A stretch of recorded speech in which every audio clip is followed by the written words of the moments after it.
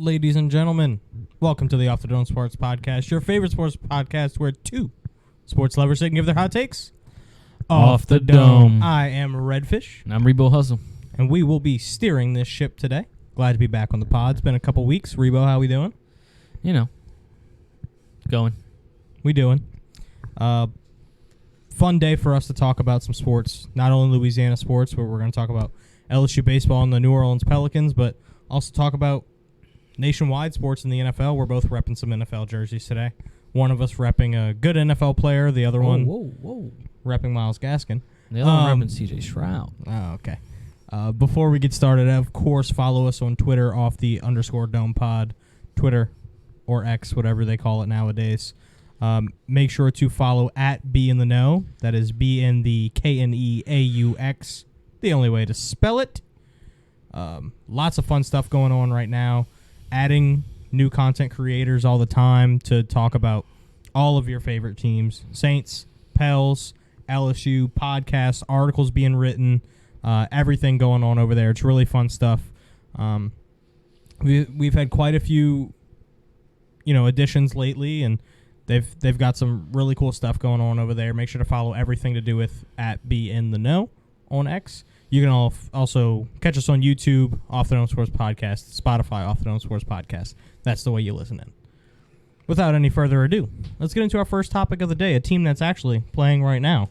Right me out. Your LSU Baseball Tigers.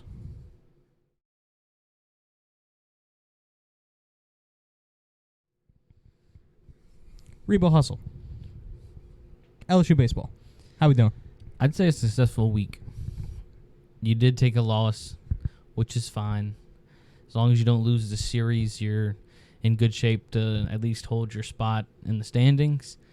And for being honest, this week was highlighted by a player that you've grown pretty fond of this week, at least, and Ethan Fry. Kind of saves you on Wednesday against Southeastern in a tough spot.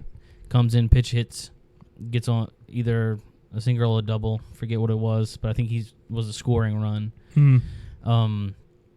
He also kind of solidifies himself as a needed bat.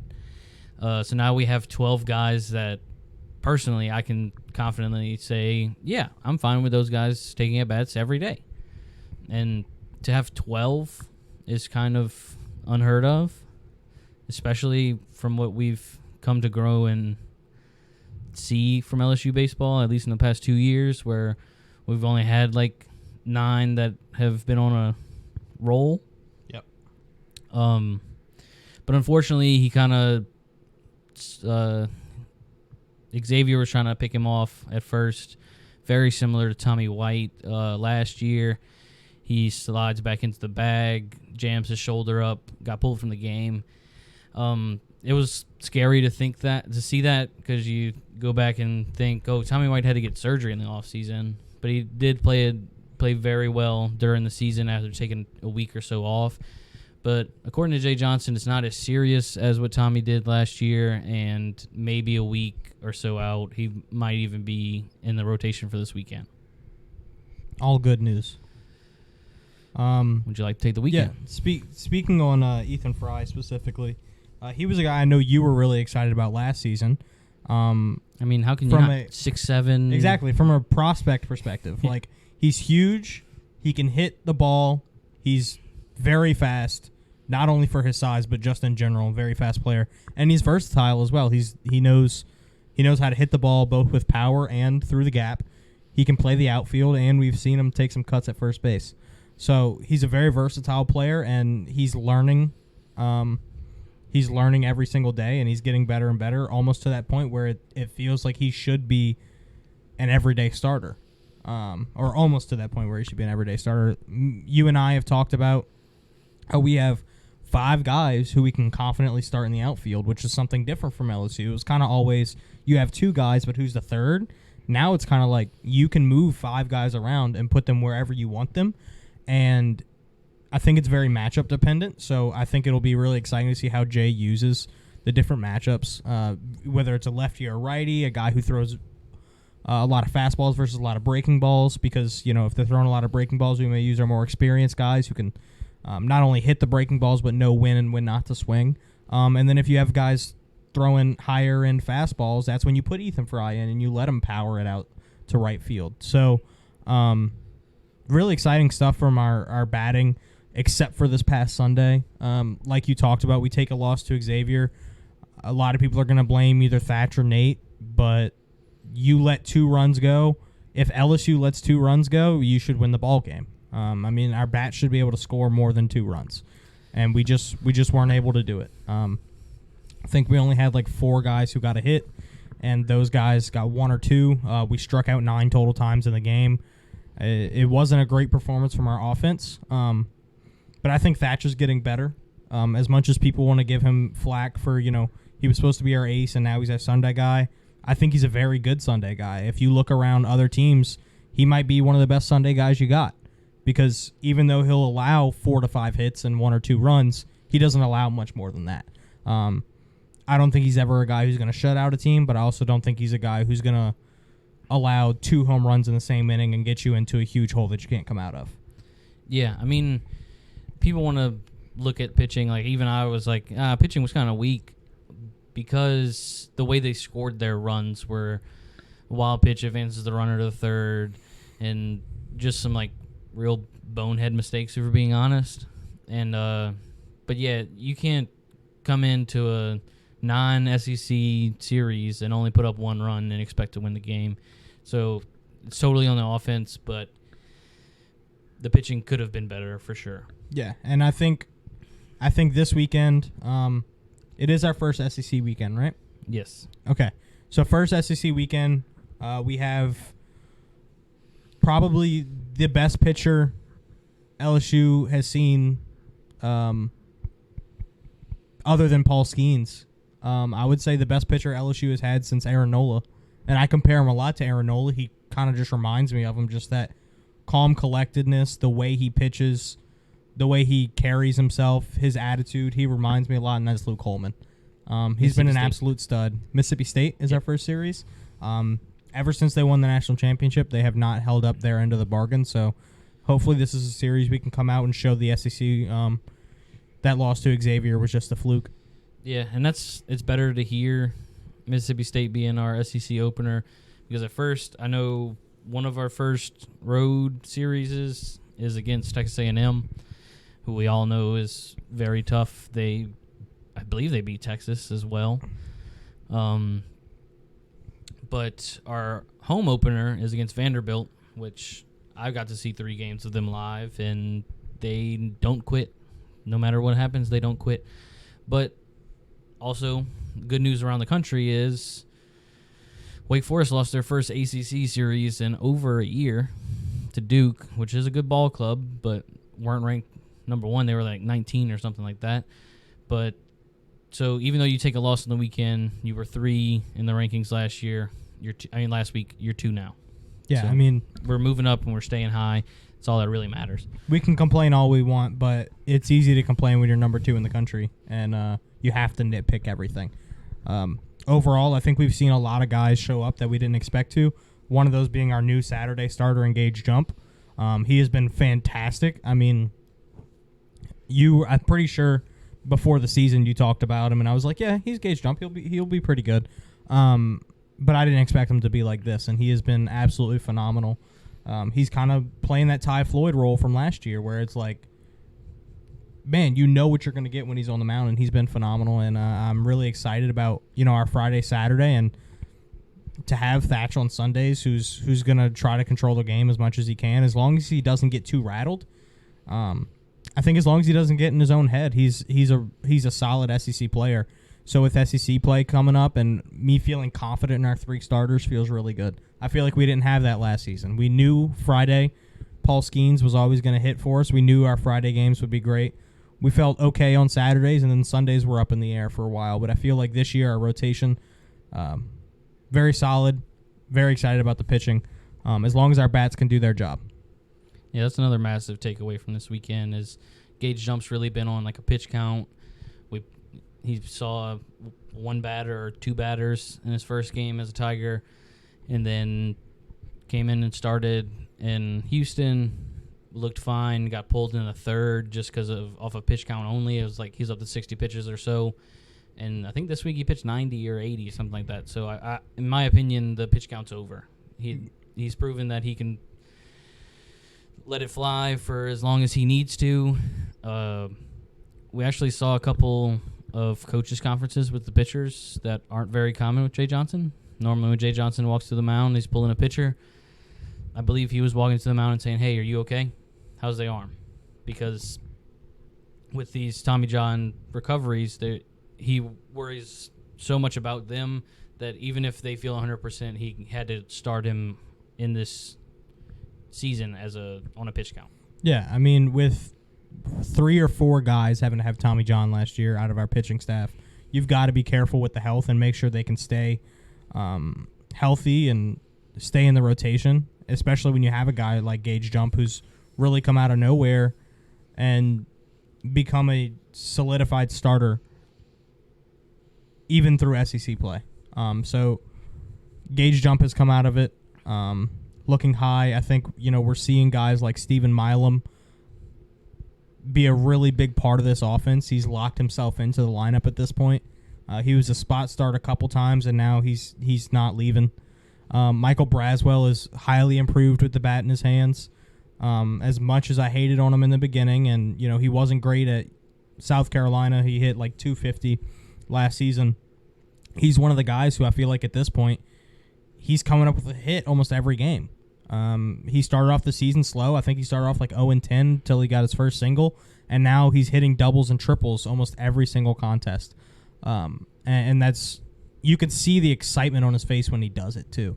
I think that's what I love about this team too, is that every time they do something, you can tell that they love it. The new celebration we've been seeing where they swipe under the letters, and they say this is for you, or this is for the Tigers, or whatever they say, like this.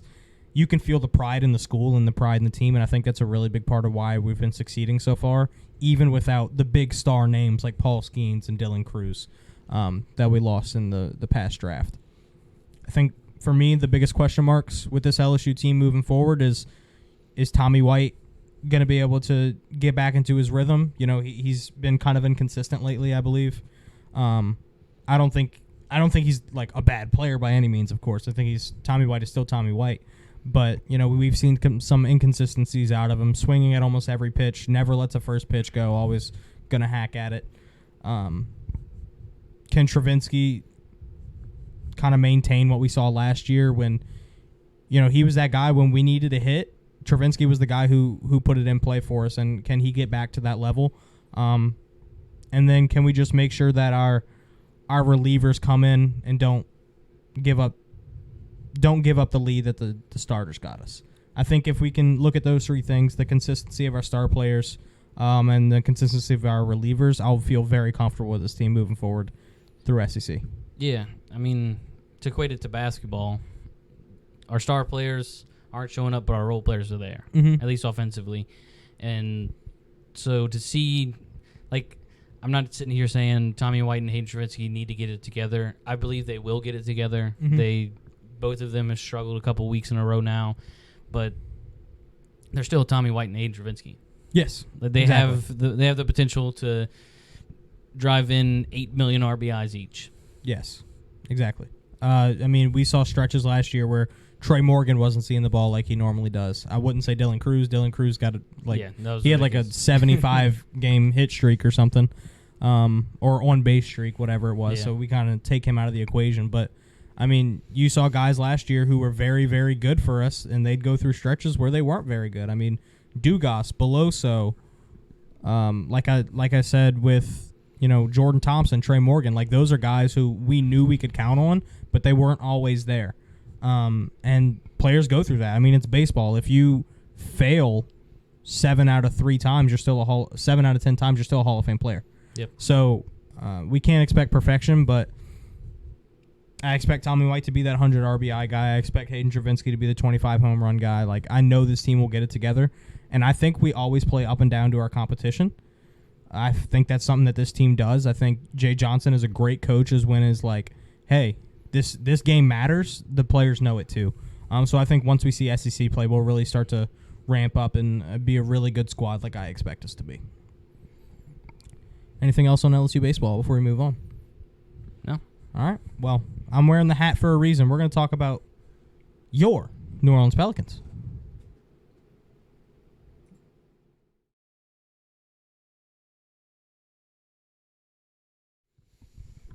That city edition is beautiful, isn't it? Yeah, we wore it, I think, 2 out of 3 games this week. And we won 3 out of 3 games this week. Tell us about it. Handily. Yeah, I mean, you saw the Raptors who, they were at full strength. They kind of started tanking. I mean, full strength for the Raptors still isn't much. They traded away their Pascal 2 best players. Yeah. So, yeah, that was kind of a easy victory for the Pels, which me and Byron talked about last week. The Sixers are completely injury riddled. Embiid's not playing. Tyrese Maxey was out. B-Ball Paul led them in scoring at halftime. Yep. So, he was kind of killing us in the first quarter. Not going to lie. But, yeah, that was easy money for the Pelicans, for being honest. And then the Hawks, who... Trae Young was out. Trae Young and Sadiq Bey tore his meniscus during the game. He played the whole game, though. Oh, okay. Double O was out. Double O. Still ended up winning that game by double digits, though. Yeah, you win that game by double digits. You really made DeJounte Murray's life really hard. Herb Jones was on him the entire night. Also, one of the biggest takeaways through these 3 games is the ability for Trey Murphy to score off the bench. Yep. We've seen him step up and score several times, but not at this consistency. It's been about 5-game stretch now that he's averaged about 20 points off the bench. Yep. I remember the other night, I wasn't able to watch the Hawks game, but I was box score watching, and there was a point where nobody in our starting lineup had double digits points, and I'm like, well, then how do we have 60? And Trey Murphy had 25 off the bench. He had scored like 5 threes at that point. He was like 5 for 7. My only concern game was the 76ers because we were up 32 at halftime, and then they ended up bringing it within like 8 or so. But, we pulled out that win. I think that's a big thing for this team is they were injured. They had nothing to lose. No Embiid, no Maxey. So they were throwing everything that they had at us, and we were still able to win the ball game. Beat the Raptors and the Hawks pretty handily. Never really had any worries in those. But I think the Pelicans are showing that they're a very good basketball team. I know that a lot of people had talked about, like, we can only beat bad teams. We don't beat the good teams. And I think over the past 2 months, we've expelled those rumors. We're a top 5 team in the NBA since the new year. We are on the current longest winning streak in the NBA at 5 games. No other team has that many in a row as of right now. And I'll let you list off the stats that you so willingly found because they're very impressive. Yeah, so in the last 15 games, so that's from today all the way back to the beginning of February, the Pelicans are number 1 in defensive rating, which is incredible, not having a big shot blocker in the middle. Yep. Number 1 in steals. A little expected, but without Dyson Daniels. Right. So, mind-blowing in my opinion. Yeah, he may have played 1 game in that stretch. Yeah. And then your second in opponent paint points, JV and Larry are just playing out of their mind. JV has been one of the most improved defensive pieces on this team. I think I'm not going to sit here and say he's the rim protector that, Embiid or Gobert or Miles Turner is, but he's going to make your life hard. He's not giving up easy points anymore. And it's not like he's doing it through blocks and through bullying guys. He's just in the right position at the right time to force you to take a difficult shot. And I think that's the most important part about our defense is it's not like we're doing anything crazy, insane, like we're stealing every single time down the court and we're creating all these like nasty turnovers. We're just playing sound technical basketball, and it's really interesting to see from a Pelicans team who we couldn't always expect to hold up their end on that side of the floor. Yeah, and I mean another big step defensively has been Zion.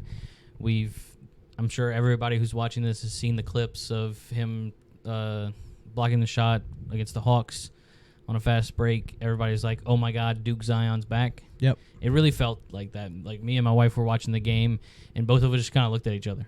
Like there was no words to be said. It was just like his head was above the rim, and he sent that one into the bleachers.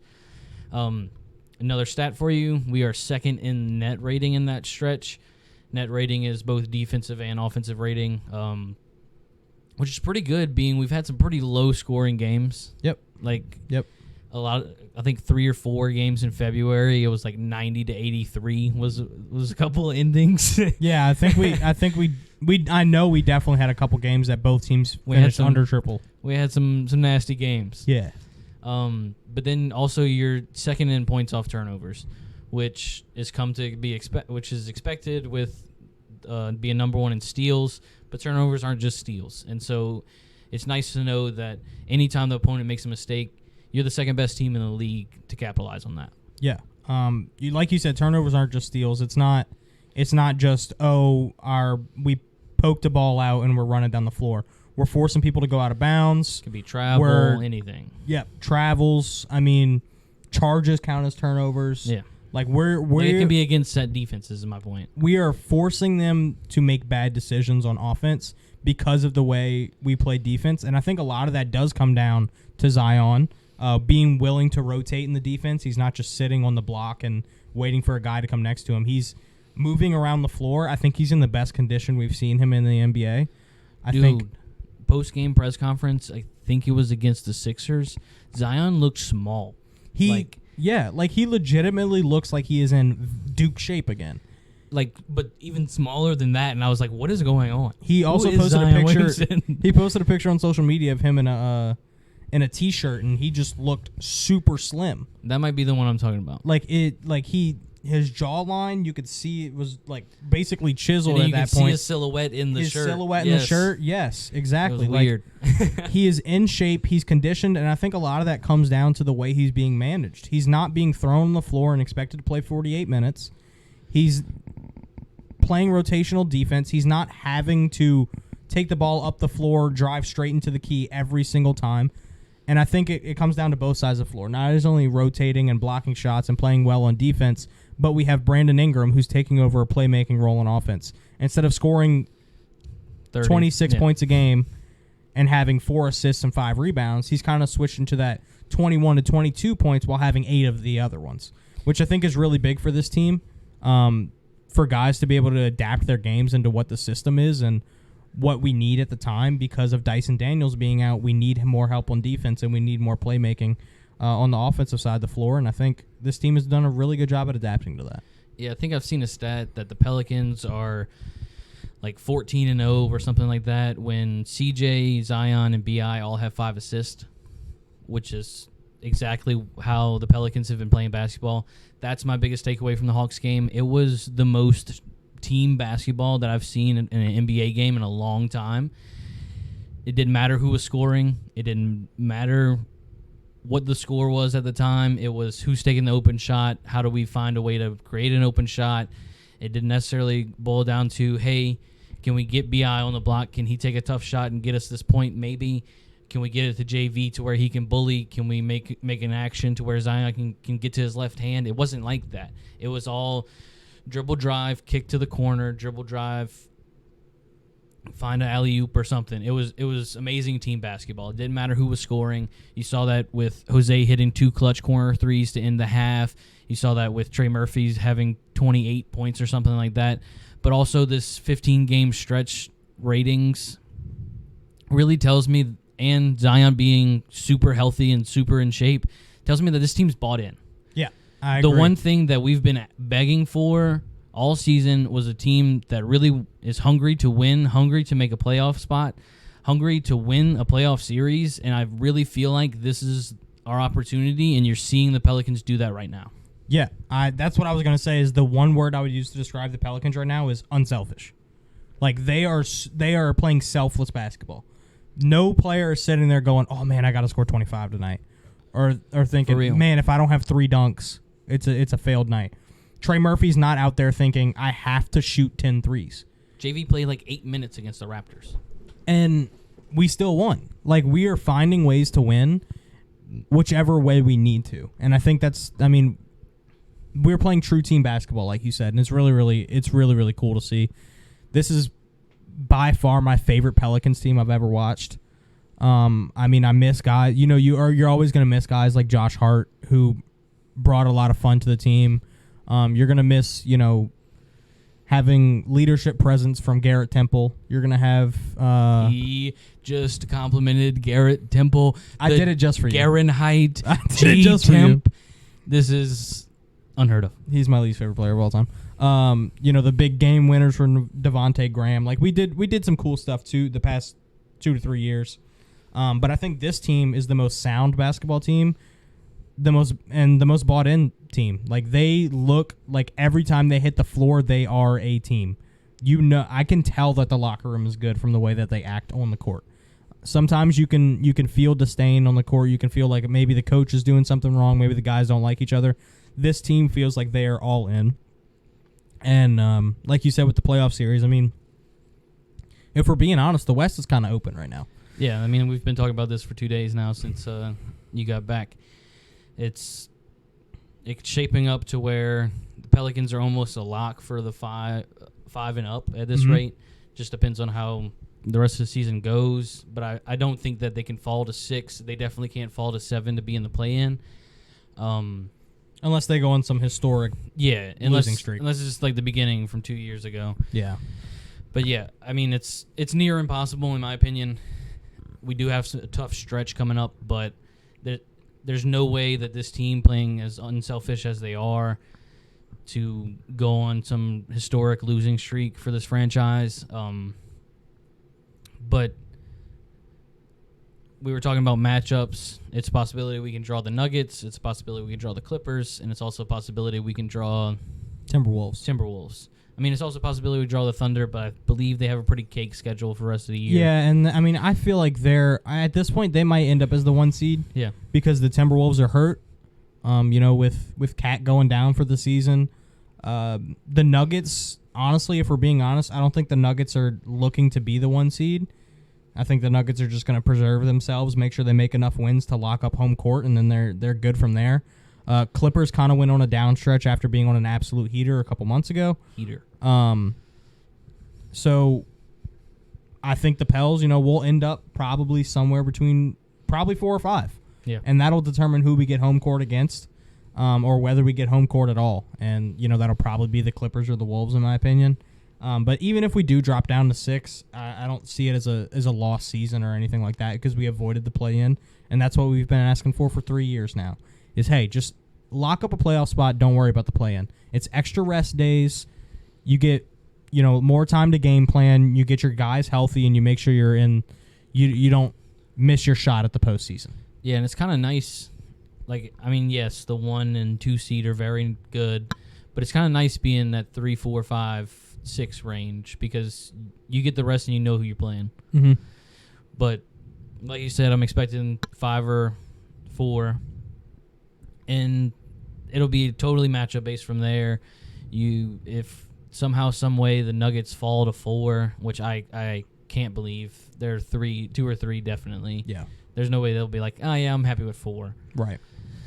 But yeah. So you could draw the Nuggets, which would be a little bit of a nightmare.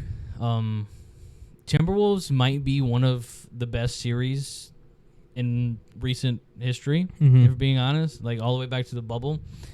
Timberwolves Pels would be insane. I think that would be a great series, and honestly, that's what I think we're gonna see. Like, I'm trying to play it out in my mind, and you know, I think Thunder's gonna end up staying at 1. Nuggets will probably bump up to 2.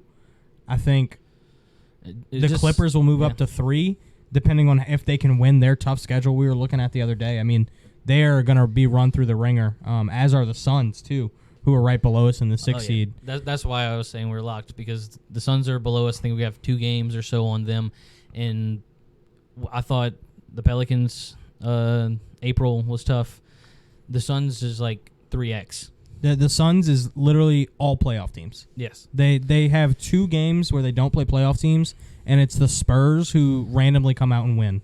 Yeah. So, you beat know, them game 1 of the year. Yeah. And then we play... we've got a couple of nights off here or there, but like we end up having to play like Celtics, Cavs, all those great teams. But we get the Pistons in the mix. Pistons, We get the Spurs Nets, twice, I think. the Trailblazers. Nets. Yeah. So we have some games where we'll be able to not necessarily rest, but we don't have to. It's not going to be. It's not going to be a wire to wire shootout. But the way I see it playing out, we either get the 4 or 5 seed. That means we get, couple days rest. A couple days rest. I think we're going to end up playing the Timberwolves. And to me, I don't know. I mean, to me, I don't think it matters if we get the 4 or 5 seed there. Without Cat, I don't see how they're going to stop our offensive combination. Not that Cat's a great defensive player, but he's a big body, and we have to watch for him at the 3-point line because Cat's very versatile, and he's very athletic. So not having him on the floor, it's hard to match Zion, B.I., and then Trey Murphy coming off the bench. Like, we are a very deep team, and the last thing I want to say about the Pels before we move on is I think our MVP this season does not come out of one of the guys who you think it is. I think it's Herb Jones. I think Herb Jones, while he's not the best player on our team, he has been the most important player on our team because he is shooting a 50-40-90 season while also being a first-team all-defensive player. He's getting that recognition in the media now, like we've been asking for 3 years, and he's getting that recognition around the league. DeJounte Murray, after Atlanta, said Herb Jones is first-team all-defense. J.J. Redick is at the forefront of this. Yeah. And I'm loving it. J.J. Redick is, for a guy who got traded from the Pels in such a nasty situation and talked bad about the Pels, he loves the Pels now because it's hard not gritty. to. They're exactly. If J.J. Redick were on this team, I think there'd be a lot more differences in how I feel about J.J. Redick. But he loves Trey Murphy. Trey Murphy's one of the guys who comes on his show once every couple weeks. Yeah. He loves Herb Jones because not only Herb Jones can be a lockdown defender, but he's so good at forcing people into bad situations. Just forcing them inside into a double team, forcing them to the corner where they're stuck, pushing them, pushing him into a Zion rotation to allow a block. Yeah, and JJ loves weird stats, and I'm sure there's like 80 million weird stats of how Herb Jones can push people to the wrong side, or what is his contest rate on 3-point jumpers and things like that. And I mean, we saw it 2 weeks ago. He held Tyrese Maxey to 1 point on 7 or 17 3-pointers or something like that. Yeah, like that's winning basketball. He's been phenomenal. And, he's taken such a huge step up in his 3-point shooting. I mean... I think I said Maxey. I meant Halliburton. Yeah, it's fine. But he's taken such a big step. With Jordan Hawkins going down to the G League because he got DNP, so we still want him to get minutes and play basketball. He's probably the second best 3-point shooter on our team now, behind Trey Murphy. Yeah, and Jordan Hawkins, I've been saying it all year. Our bench is very matchup based, and with the Cavaliers coming to town tomorrow, it makes sense. Hey, Jordan, go to the G League, get some great minutes in, because we're really going to rely on Jose being the backup guard, because we really need to lock down one of the best backcourts in the NBA right now, in Darius Garland and Donovan Mitchell. Yeah. Jose's a much better defensive player than Jordan, and when we're playing teams like the Clippers and the Cavs, we're going to need that defense. But maybe he gets called up in a few days when we have that back-to-back against the Blazers and the Nets, and then we have the Magic right after that. So it's 3 fast-paced athletic teams who are young, and I think Jordan Hawkins matches that. He might get called up and get some minutes in those. As much flack as Willie Green gets, I think he's improved a lot as not only a player's coach but a rotational coach, because that's kind of the biggest issue most Pelicans fans had with him is, why are you playing the guys you are when you're doing it? And now it kind of makes more sense. And I think James Borrego has helped that. I think the advisors that he has brought in over the past couple of years have really helped him. We had Mike D'Antoni on staff last season. I think Willie Green's improving. I think this team is improving in general. And I think this might be the first time since 2017 where we see the Pels make it out of the first round of the playoffs. We'll get into playoff talk in about when a it month. gets closer. In All about right, a month. fair enough. I'll let you have it. I'll match up everything. Like I'll get into every matchup. Like the Clippers will have to be super scrappy and things like that, but not for today. Not for today. A story for another time. Yeah, we got a month left in the season. But on to the NFL free agency. True.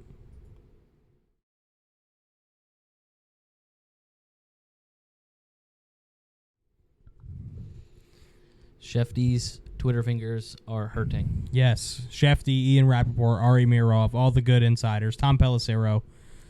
They have been working double time the past couple days with just a few of those guys that you saw in that graphic there. If you're watching on YouTube, guys like Kirk Cousins, Christian Wilkins, Josh Jacobs right there that we saw. Three of the biggest free agents we had this year who already found new homes. We're not going to talk about every single transaction because that would take 2 hours, and we're not going to sit here and do that. But, there are some things we have to point out. Obviously, we talked about Kirk Cousins. He's joining the NFC South of our New Orleans Saints, who have made one total move in free agency so far. Made that today about an hour before we started recording. Linebacker out of the Kansas City Chiefs, Willie Gay, is now a New Orleans Saint. 1 year, $5 million guaranteed. He's 26. I'm excited about it. Yeah, I think he's a great player. Super young. He's coming off an injury last season where he didn't play very much, but he should be healthy this year and ready to go. He seemed excited about coming down. Former teammates and Tyrann Mathieu and Colin Saunders are already down here. So this is going to be our third Kansas City Chief championship pedigree player on this defense, and I think that's really important. Even though he's still young, he knows what it's like to taste winning, and I think that's important for a Saints team who not a lot of the players know what that feels like. So I'm excited about it. I know it's a smaller signing. A lot of people may not know about it or hear about it or even care if you're not a Saints fan, but I think for us it's a big move, adding some young athleticism to a defense where DeMario's kind of on his last 2 years here. Pete Werner has been in and out of the lineup based on injury. We lose Zach Bond to the Eagles. And I think he's a much better player than Zach Bond, as much as I love Zach Bond. Willie Gay can stop the run. He can cover in passes, and he is a great free rusher when they run a blitz. We saw that a lot in Kansas City. Spagnuolo loves to run third down blitzes, and Willie Gay was always the guy who he chose to do it when he was healthy. And I think that's something that Dennis Allen can dial up as a defensive-minded head coach. Yeah, you haven't had that true third linebacker since – I guess Quan Alexander was here, but before him there wasn't really a guy either.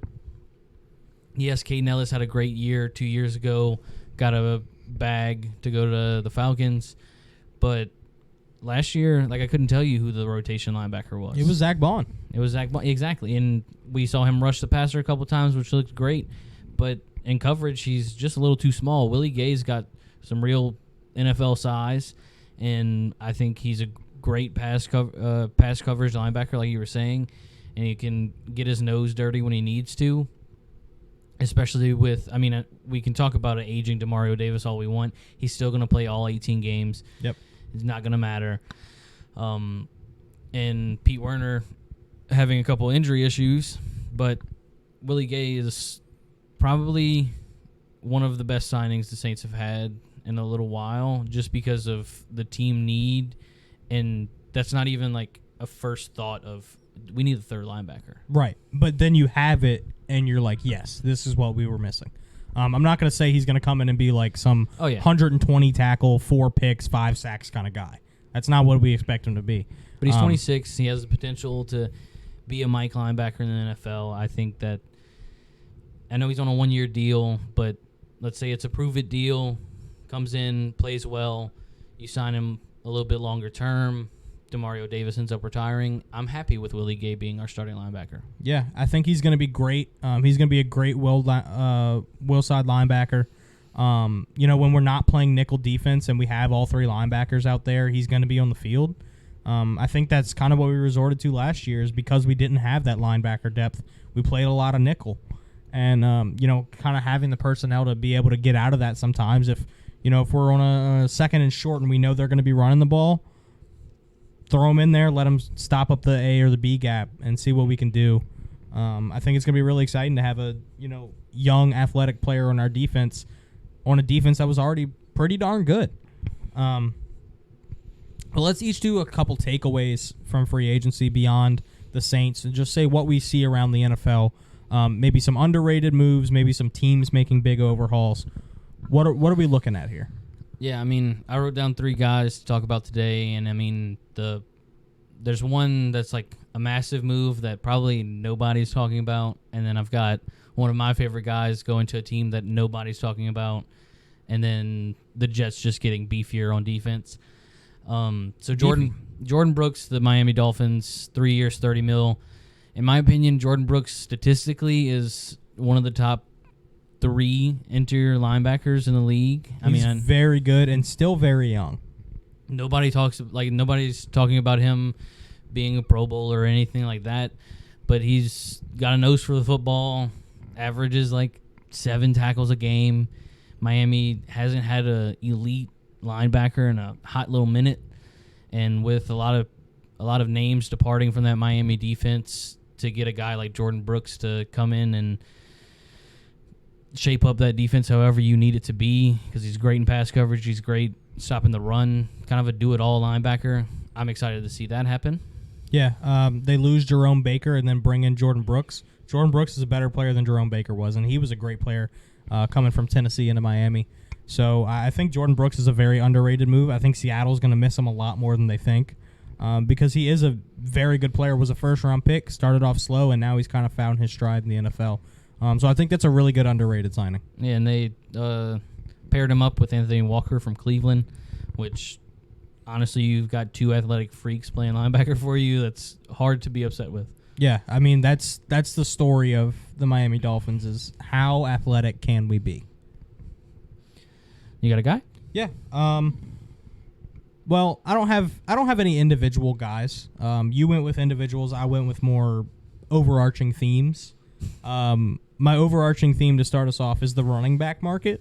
I know that's broad, but like it went crazy. Yeah, like more than half the league has a new running back. Yeah.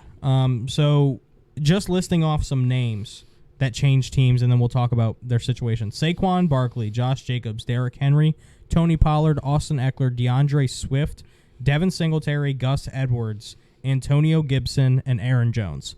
All of those guys are on new teams. So Saquon goes from the Giants to the Eagles on a 3-year, $37 million deal. Giants didn't even offer him a contract, and then paid $7 million left to get a right guard who's aging.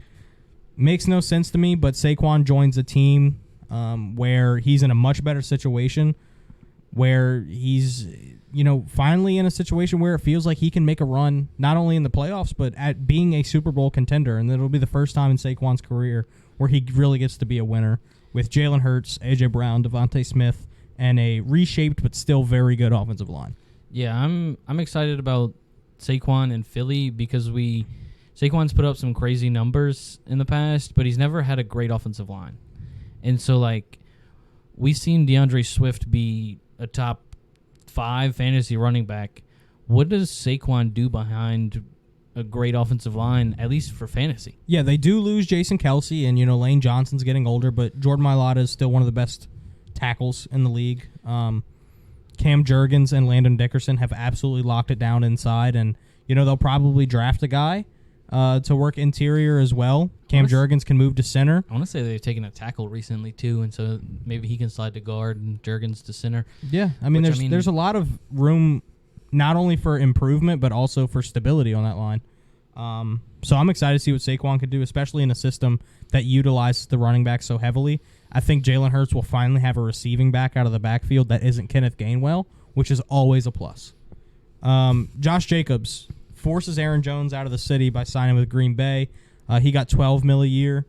I think it's a big question mark for me. I think it's a plus for Josh, whereas it's a massive question mark from Green Bay. Yeah, Josh got $12 million a year from a solid franchise who was in the playoffs last year. They've decent running game too, and they had a two-headed monster of Aaron Jones and A.J. Dillon. A.J. Dillon kind of not so great anymore. Aaron Jones was looking great.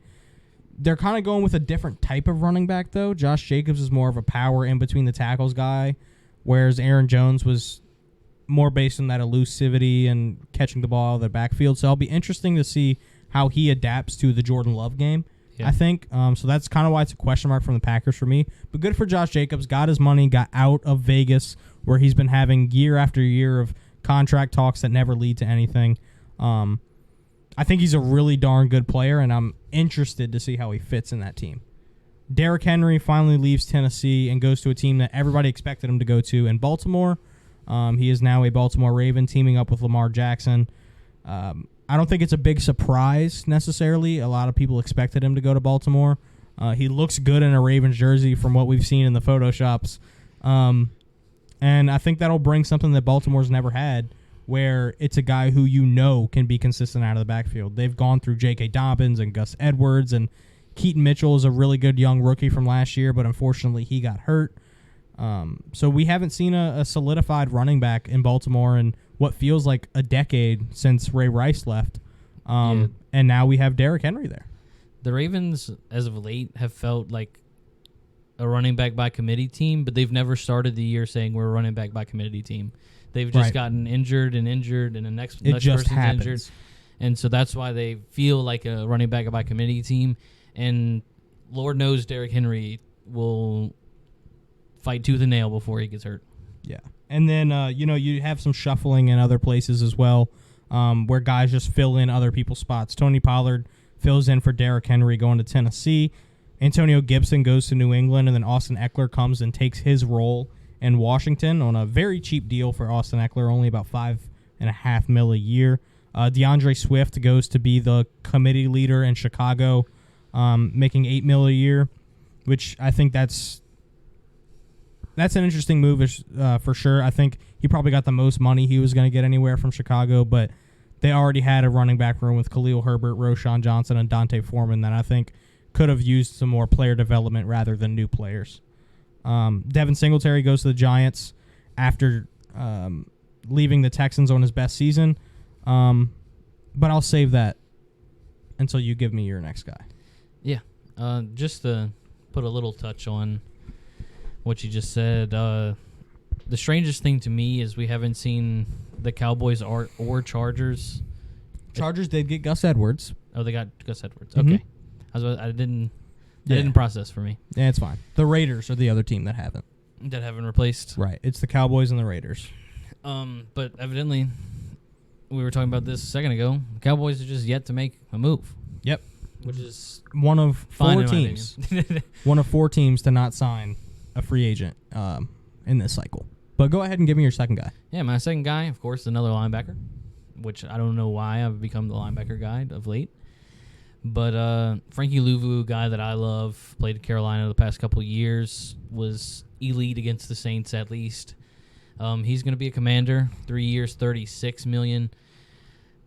I've come to figure out, I guess, come to state that maybe if the Commanders use their second pick in a certain direction, I might be all in on the Commanders. You have said so. You have said so multiple times over the past couple days with their quarterback of their defense and then their quarterback of their offense. Could be both of my guys. Yeah, they've signed 2 interior linemen. They've signed a linebacker. They've signed Austin Eckler. They've definitely made some really good moves for that team that we thought was going down the drain when they traded their 2 best players at the trade deadline last season.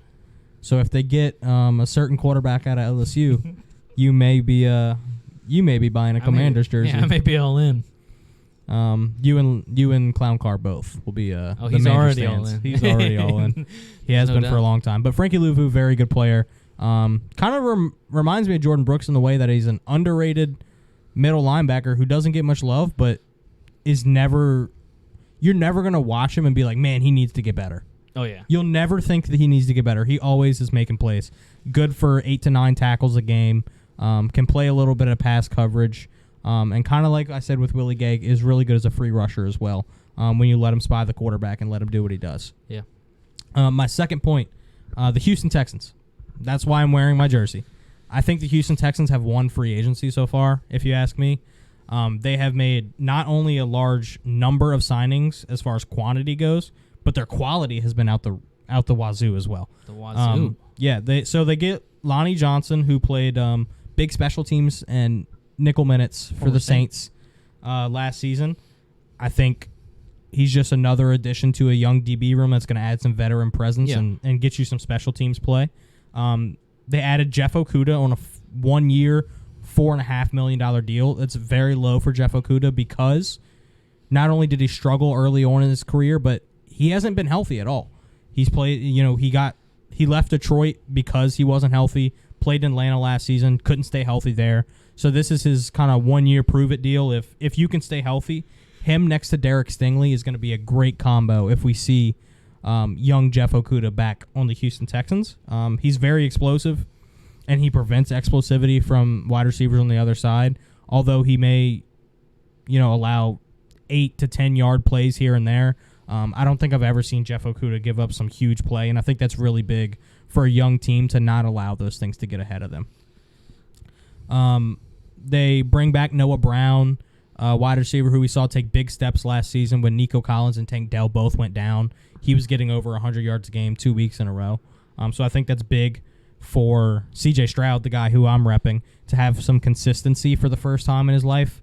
Although he played at Ohio State for 3 years, he was always switching quarterback and OCs.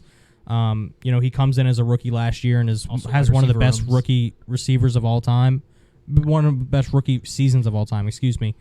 And now he gets to maintain not only his head coach and his OC who decided to stay home and Bobby Slowick, but he also maintains Nico Collins, Tank Dell, and Noah Brown in the receiver room. In the backfield, though, they add Joe Mixon through a trade, which I think is huge. Although Devin Singletary had 900 rushing yards last season and they still have Dameon Pierce, Joe Mixon's way better than either of those guys, if we're being honest.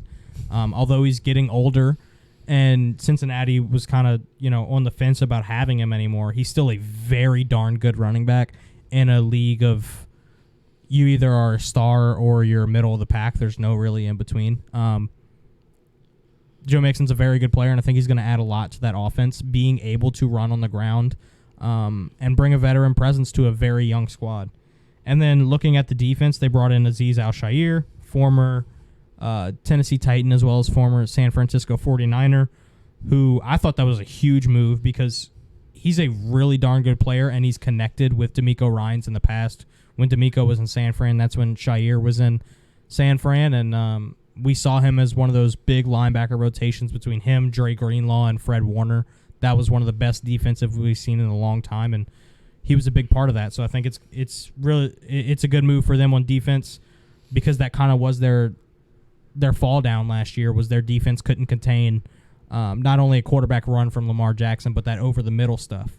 So bringing in Azeez Al-Shaair as well as two pass rushers in Danico Autry, who's an interior guy, bigger guy who can stop the run but is really known for getting to the pass from the middle of the defense, and then arguably one of the biggest signings of all of free agency, replacing Jonathan Grenard with Danielle Hunter.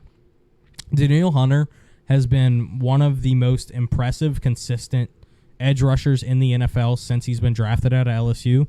He's never had a season under 10 sacks, and last year he led the league in sacks until he got overtaken in the last couple weeks.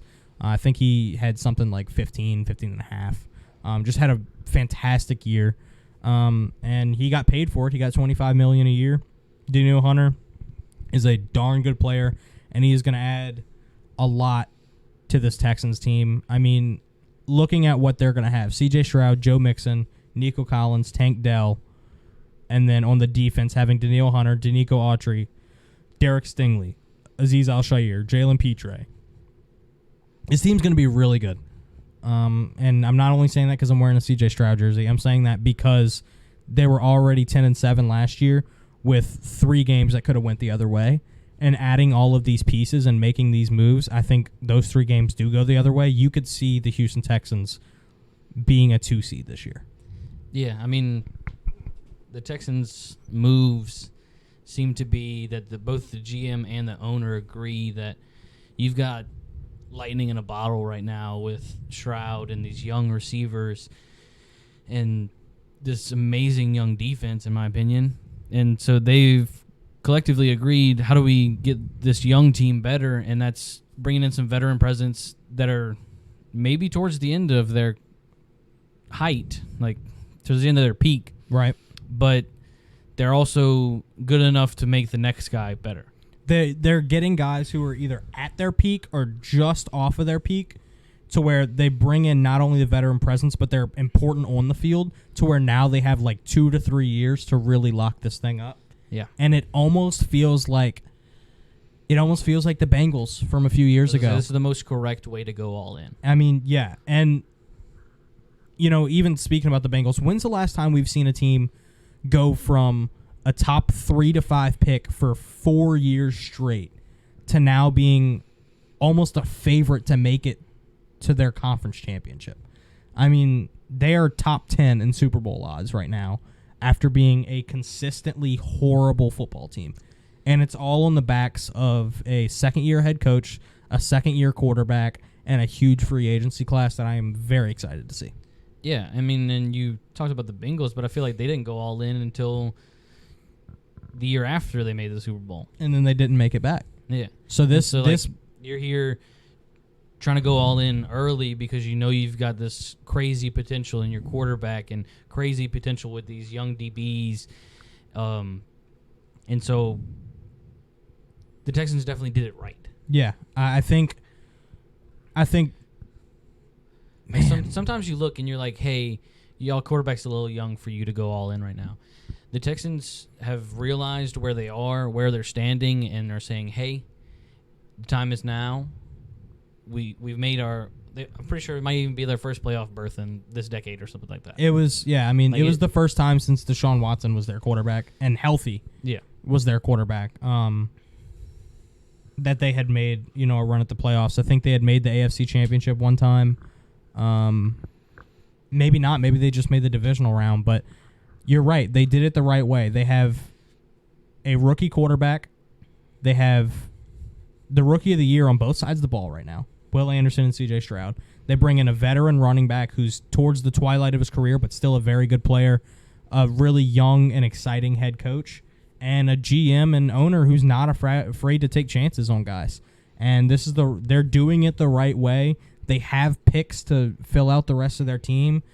The Texans are a team that you have to keep an eye on in the next couple years at maybe being that young team that figures out how to win the game. Because, sometimes you have these young teams that they just don't know how to win, and they have all this potential in the world, and they don't figure it out. I think the Texans are a team that can do it, and I'm really excited to see what they do next season. Give us your third and final point from free agency. Yeah. Defensive tackle, Javon Kinlaw to the Jets. It's a 1-year deal. Nobody's announced any money yet. But that's been the biggest question mark on this Jets defense is who's playing next to Quinnen Williams. And if you get a monster like Javon Kinlaw, it doesn't matter how long you have him in the Jets uniform, that is terrifying for any interior offensive lineman. Yeah, he's one of those picks who never turned out to what you thought he would be, but he's still a darn good player.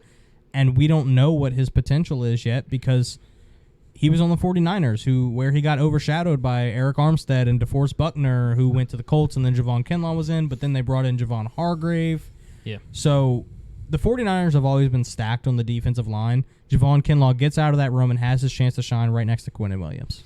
Yeah, and another thing with the signing, it's more than just solidifying the defense. You've solidified the defense so well with this signing that in the draft, all they just have to worry about is offense.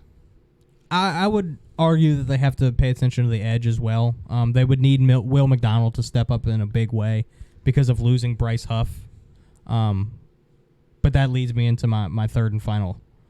The edge rusher class. My third and final takeaway from NFL free agency, which is edge rushers getting paid. Like I said, Bryce Huff goes to the Eagles. Jonathan Grenard talked about him a little bit with the Texans. He goes to Minnesota as well as Andrew Van Ginkel. Josh Allen got $24 million franchise tag put on him by Jacksonville. Brian Burns gets traded from the Carolina Panthers to the New York Giants for a second and a fifth, and then gets like $95 million.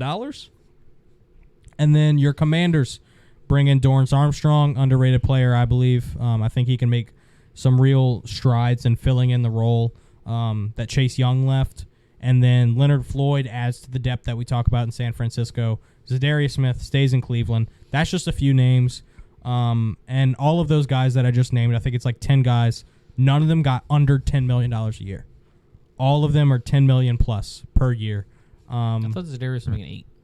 Zadarius got a 2-year, $21.5 million deal. Jesus Christ. So, yes, very good man. So, yeah, I mean, the Brian Burns trade was crazy. The Panthers, I saw a breakdown the other day where they ended up trading DJ Moore, the rights to Caleb Williams, 3 first-round picks, a second, and a fifth or something. And Christian McCaffrey. And in return, they have gotten the equivalent of Bryce Young, DJ Johnson, who was the 125th out of 136 edge rushers, and a fifth-round pick. So, you know, the Panthers are one of the most poorly run franchises we've seen, and it kind of backs it up when Brian Burns goes to the New York Giants, which that defense will be interesting to watch. But, yeah, that my third and final takeaway from free agency is the fact that the NFL is seeing the importance of edge rushers and getting to the passer. One of my favorite podcasts that I listen to, Move the Sticks, with Daniel Jeremiah and Bucky Brooks, they talk about the 3 Ps, which is playmakers, or the 4 Ps, excuse me, playmakers, passers, pass protectors, and pass rushers.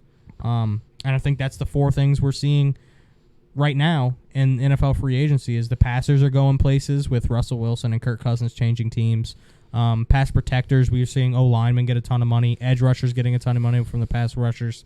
And then playmakers with, you know, running backs moving around. And this is a very big wide receiver class coming up in the draft. So, yeah, NFL free agency has been all over the place. Insiders have been working overtime to keep us up to date on what's going on. And it's still not done yet because they still got some big names on the board that we'll see move in the next few days.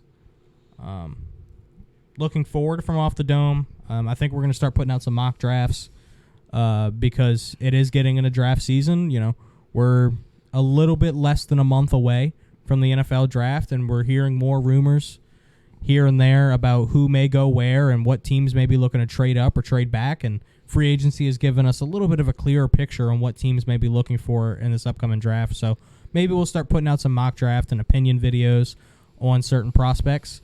I think it'll be fun to kind of break from the mold of doing the podcast and do, you know, the shorter videos that we've done in the past with, you know, free agency, playoff predictions and LSU baseball preview and stuff like that. So that's what you can look for. You can listen to that on Spotify, Off the Dome Sports Podcast. You can look us up on YouTube, Off the Dome Sports Podcast. Subscriber count is growing. Followers on the X/Twitter is growing as well. And our network at Be in the Know is always growing as well. So we've got good people behind us. We've got good people on the microphones. I'm really excited about the future with the content coming out of the OTD studio. Rebo Hustle, anything to say to the people? People be people. That might be the smartest thing he said all day. Ladies and gentlemen, this has been the Off the Dome Sports Podcast. I am Redfish. I'm Rebo Hustle. And we will see you next time.